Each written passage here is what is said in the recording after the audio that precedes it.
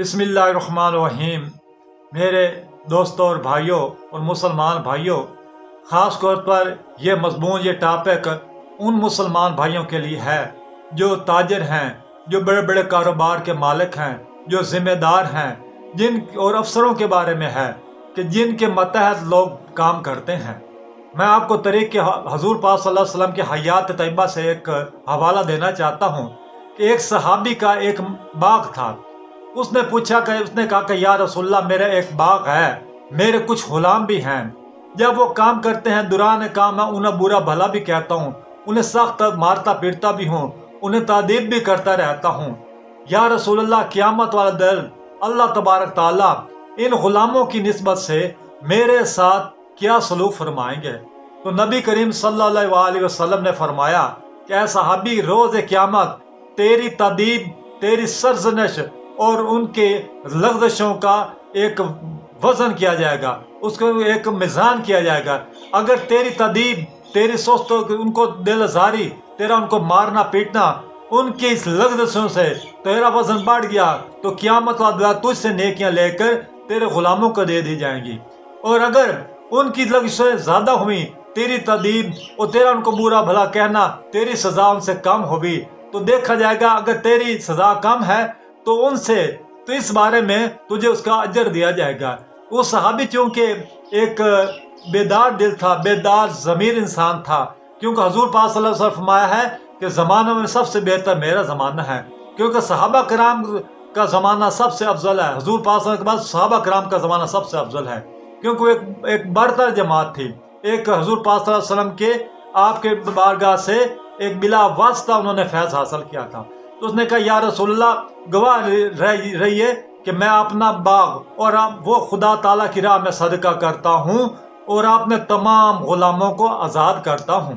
मेरे दोस्तों भाइयों, हमारे इस ज़िंदगी में आम देखा गया है, लोगों के आम मामूल में देखा गया है कि किसी ज़िम्मेदार के पास, किसी कारखानेदार के पास, किसी अफसर के मतहत जो इंसान होता है, उसको बड़ा मारा पीटा जाता है, उसकी सरजनश की जाती है, उसकी सर दिल आज़ारी की जाती है। ये बातें अल्लाह तबारक ताला के हजूर में बेहतर नहीं हैं।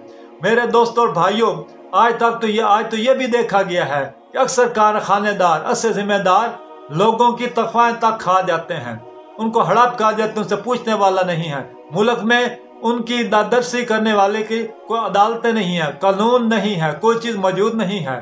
तो मेरे दोस्तों भाइयों, हमें यह देखना चाहिए कि इस ज़िंदगी के बाद भी फिर एक और भी ज़िंदगी है। अल्लाह तबारक ताला फिर मार के फिर दोबारा जिंदा करना है। ये काम अल्लाह तबारक ताला के नज़दीक कोई मुश्किल नहीं है, ये काम अल्लाह तबारक ताला के नज़दीक बहुत आसान है। मेरे दोस्तों भाई, फिर अल्लाह तबारक ताला के हजूर हमने फिर अपने अमाल का हिसाब किताब भी देना है। हमने इस बात का भी हिसाब किताब देना है कि हमने अपने गुलाम, हमने अपने मुलाजिम के साथ कौन सा अच्छा सलूक किया, हमने उनके साथ कौन से अच्छाई की है। ये सब बातें अल्लाह तबारक ताला हमारी देख रहे हैं। हमारे दाएं बाएं करामन कातबीन बैठे हुए हैं, करामन कातबीन बकायदा हमारा हिसाब व किताब लिख रहे होते हैं। हम जो कुछ करते हैं बेशक वो हमें नजर नहीं आते, लेकिन वो हमें देख रहे हैं, हमारा हिसाब किताब लिख रहे हैं। इसलिए कोशिश ये करनी चाहिए, इस बात का तमाम करना चाहिए कि हमारे जो मतहत हैं हम पर नाराज ना हो, हमें उनसे ज्यादती नहीं करनी चाहिए। बेशक वो कमजोर हैं, लेकिन हमसे हिसाब किताब लेने वाला अल्लाह तबारक ताला वो हरगिज कमजोर नहीं है। हजूर पाक सल्लल्लाहु अलैहि वसल्लम का इरशाद आली है कि तुम्हारे गुलाम तुम्हारे भाई हैं। तुम जो कुछ अपने के लिए पसंद करते हो तुम इनके लिए भी पसंद करो। तुम जो कुछ खुद खाते हो इन्हें भी खिलाओ।